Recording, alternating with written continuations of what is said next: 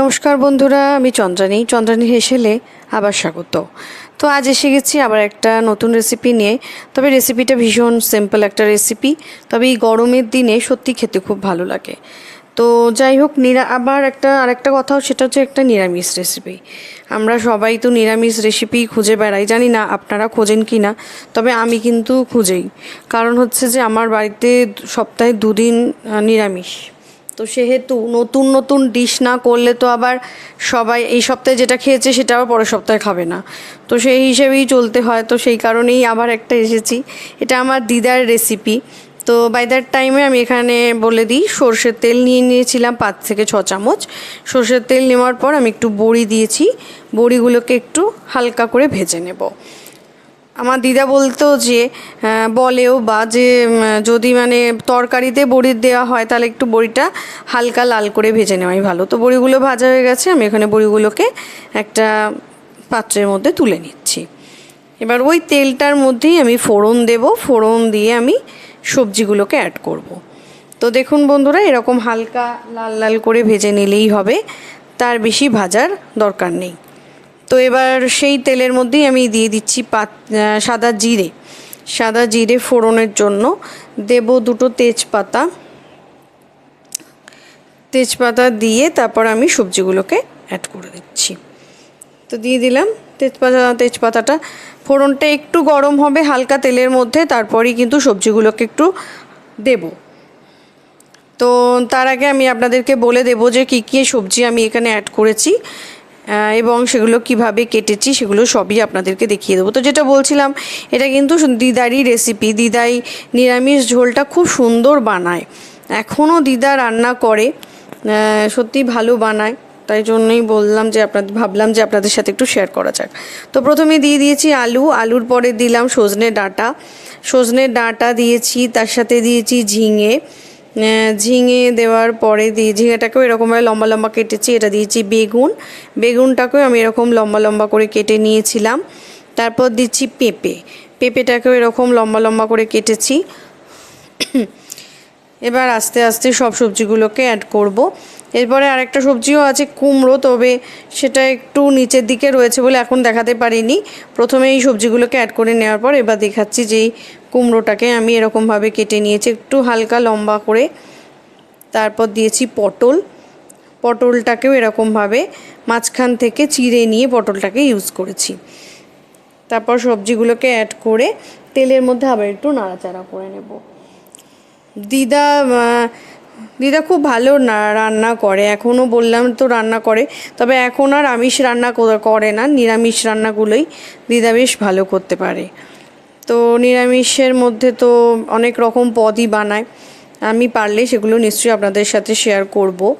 তো এবার এখানে অ্যাড করে দিচ্ছি একটু সামান্য পরিমাণে নুন, যাতে আর কি তরকারিটা বেশ একটু মজে যেতে পারে। এবার দিলাম হলুদ দেওয়ার পরে দিচ্ছি জিরে গুঁড়ো 1/2 চামচ, হলুদও দিয়েছি মোটামুটি 1/2 চামচের একটু বেশি, ধনে গুঁড়ো দিচ্ছি 1/2 চামচ,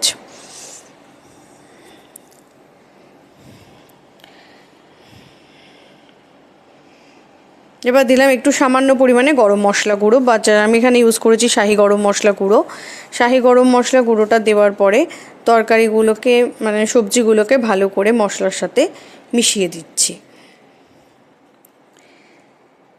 আমাদের দেখবেন এই এত গরম পড়েছে, তো আমাদের কিছু অত ভালো খেতেও ইচ্ছা করেন না, তেল মশলা জাতীয় খাবার। এই ধরনের সাধারণ রেসিপি বেশ ভালোই লাগে। নিরামিষের দিনে তো বললামই, বেশ ভালোই লাগবে, আপনারাও ট্রাই করতে পারেন এবং আমাকে জানাবেন আপনাদের কিন্তু কেমন লেগেছে। এখানে আমি ইউজ করেছি 1/2 চামচ মতো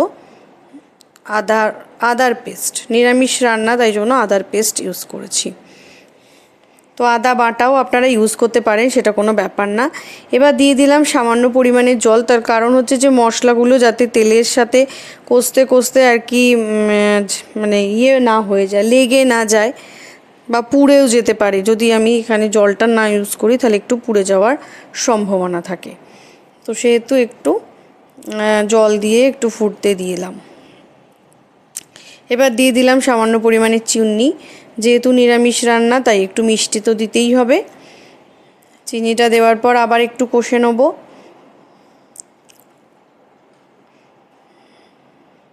আস্তে আস্তে হালকা দেখবেন, আস্তে আস্তে কষতে কষতেই যখন হালকা হালকা তেল ছাড়বে, আমি এবার একটু কাশ্মীরি লঙ্কা গুঁড়ো ইউজ করেছি, একদম সামান্য পরিমাণে কাশ্মীরি লঙ্কা গুঁড়ো ইউজ করব। এটা চাইলে আপনারা নাও ইউজ করতে পারেন, আমি একটু ইউজ করি কারণ একটু কালারটা বেশ ভালো আসে।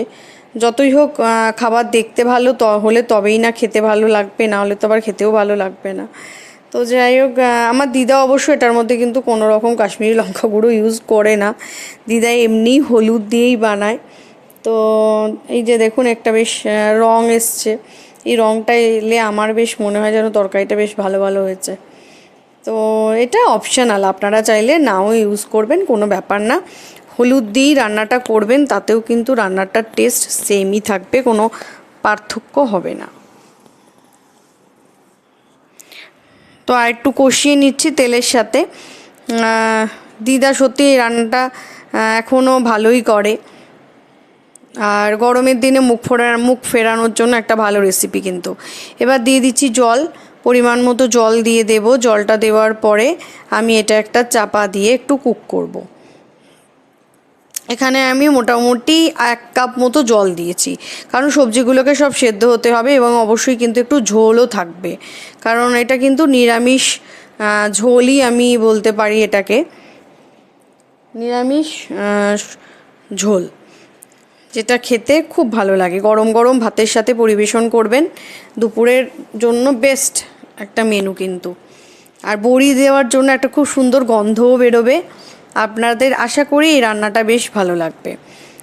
ভালো লাগলে পাশে থাকবেন, চ্যানেলটিকে সাবস্ক্রাইব করবেন এবং বেল বাটনে ক্লিক করতে কিন্তু ভুলবেন না।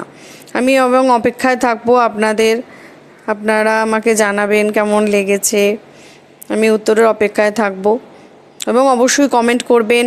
আর কি রান্না দেখতে চান আমার থেকে সেগুলো জানালে বেশ ভালো লাগে, তাহলে একটু বেশ ইন্সপিরেশন পাওয়া যায় আর একটা নতুন রান্না আপনাদের সাথে শেয়ার করার জন্য।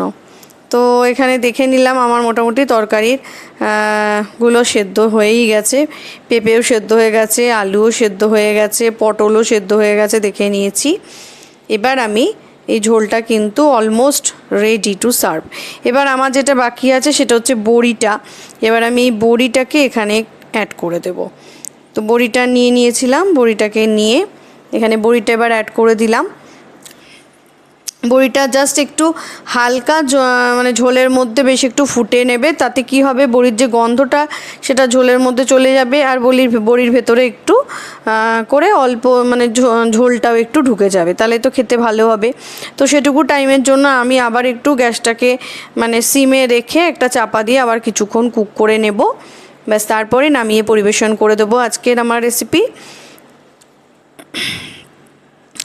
একটু ফুটতে দিয়েছি চাপা দিয়ে, তারপর আবার ফেরত চলে এসেছি মোটামুটি 5 মিনিট বাদেই।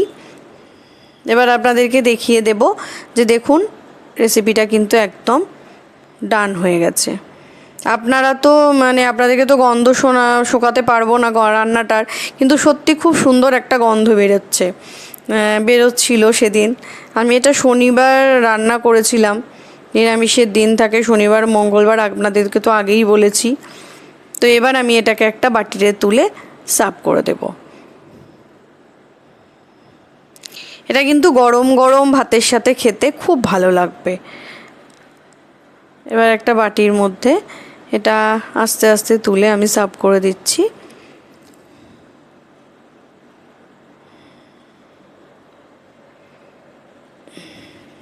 নিরামিষ ঝোল। ভালো থাকবেন, পাশে থাকবেন, ততক্ষণের জন্য শুভরাত্রি, নমস্কার।